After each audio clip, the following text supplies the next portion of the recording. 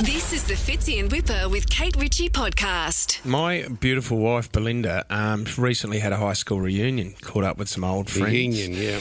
And she has been catching up with a few of them since the reunion. Hasn't seen them for ages, and she said it's just great to reconnect again and catch up with them. One of the girls has been sending through, BJ doesn't have the high school book, but she's got the high school book from year 12. Okay. And she sent through this. And she actually got a bit emotional when she saw it. I'm going to put it up on the screen for you. It was a trip that they had to Hotham. Mount Hotham. They went ski trip. They went skiing. And basically, it says a main event of skiing, as many of us had troubles, was getting up on the white slopes on T-bars, pom, and all the chairlifts. By the end of the week, we had the gist of the lot. After skiing at Hotham, we skied pretty hot. Then the next paragraph says, altogether there were some real hard times during the trip, like when Belinda Irons used her lunchbox on the bus to catch her sick. Oh. And I quizzed her about this, and she said it was a pretty tough time in my life because she had the nickname Chili Chunder for the rest of the year. Chili She was known as the Chili Chunder from her ski trip. And I just thought to myself, what were you known for in high school? I mean, many people don't like to visit and revisit those memories of how they got those nicknames. Chili Chunder, what? It must have been red. Like if it was carrot in the vomit, it would have been. Well, they were on a ski trip. Carrot faced. And she spewed on the bus. Was she just car sick, mate, or? Well, she must have been. Yeah, she actually got quite emotional thinking about it. She said that was a really tough period of my high school. When she was Chili Chunder? When she was known as Chili Chunder. Everyone just used to get stuck into her because she had a bit of a vom-vom on the bus on the way home from Hotham. And the terrible thing about those nicknames is once they catch on, there is nothing you can do to stop it. No. Nothing. Nothing. One damn thing. You just need to accept it and start referring to yourself as Chili Chunder. Yeah, Chili Chunder's here, guys. It can be really hard. I mean, we had, I'm not going to go into details, but we had Rubber Man at school. We also had another guy called Squirter. And then we also, I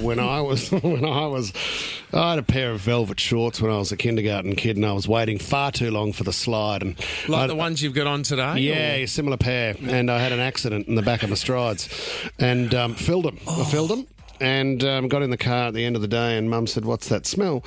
And anyway, from that day on, my two sisters would call me Skiddy due to the damage in the back of the stride. And every time we were out or with another family or group and they would yell out, "Hey, Skiddy, come over," I would just die inside. It's amazing at the burnout marks I'd left in my pants. Well, it's you're the ambassador for Summer Nats now, aren't you? With that's all the right. burnouts. It's been a success. But it's a really tough time in your life. I mean, I've got a mate who played a school football game, and he got so angry with the opposition player that he actually just used his footy boots and scraped down this kid's leg. He opened the kid's leg up. Yeah, his nickname since then has been Sprigger. Yep. So it's that one incident in his life, and he's still known. His nickname is Sprigger to this day.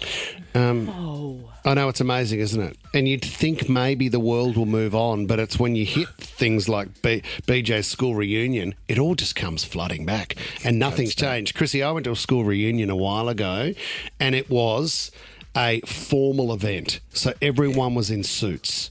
In Paris? No, it wasn't in Paris, mate. It was just How tedious. It was in a hall.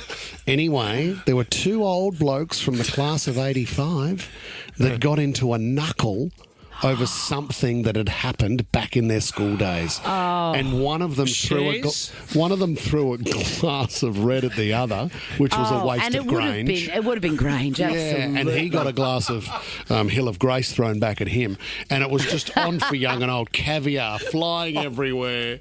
It was an absolute mess. Luckily, both fathers were lawyers and they had good representation. Oh, it's still in court. It's been 12 years. What were you known for in high school? And you could never shake that tag. AJ and Schofields. What were you famous for, AJ?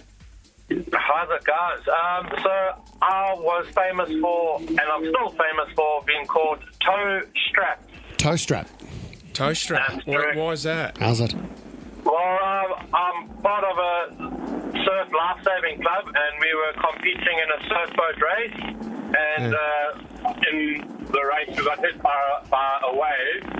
My whole body left the boat, and only my feet were still in the boat. And I managed to cling on with my toes onto a strap that was in the boat, and I pulled myself back into the boat with my toes. And ever since then, everyone just focused on my feet and started calling me toe strap. Oh, and after this call, they might call you trumpet bum. I'm just trying to work out what that noise is in the background. How's What it? noise? All good, mate. Toe strap. toe strap. That's a strange place to go, given that do you know what I mean? Toe strap. He's It's a very held on by a literal toe strap. nickname, isn't it? Yeah. Is it? Chris in Blacktown. What high school did you go to, Chris? Where were you? Oh, mate, yeah. I went to St Andrews out here in Marion. Oh, yeah. Yeah. Good school. Yeah. What were you known for, Chris? Mate, I was called Balut, so it's spelled Balut. If you Google it right now, you'll probably have a laugh, but I used to play basketball at my cousin's house, and even till now, as a grown man and grown adult, I still get called Balut, because apparently I kept eating all the eggs every time that we'd play basketball, and I'd help myself to the kitchen. And my cousin's brother would always say, you keep eating all the eggs here, you're going to end up like a balut one day, or like an egg. Yeah. And then, and so that was since I was 13, and I still get called that now, even by his kids. So a balut is that when the embryo sort of actually, that's when the chick is developed. Is that correct, Chris, in the egg? Yeah, that's exactly right, mate. It's a egg's fetus. Yeah, it's fetus. Not fetus. Fetus. Again, a very specific nickname. It's slightly weird. Why wouldn't you just call you egghead? Yeah. And still known to this day as balut. Yeah, they said Balut. Yeah, even like the oldies called me Balut, like the senior citizens for some reason. Yeah. Oh, the old egg fetus. Why didn't they just call you fetus or something? I don't know. It just feels like a hard word to make stick, but it did. I don't know about you, but I feel very unwell having just Googled what a balot is. The image is like the stuff of nightmares. What is it? Just like a little fetus in an egg? It's a tiny chicken, and he must be eating that. Well, that's Okay. Oh, look, I'm really sorry it went this way, and I'm sorry if you did Google that. It's a balot to take in. You know what I mean? Yeah, that's well played. It makes Skitty look pretty simple, doesn't it? Fitzy and Whipper with Kate Ritchie is a Nova podcast. For more great shows like this, download the Nova player via the App Store or Google Play. The Nova Player.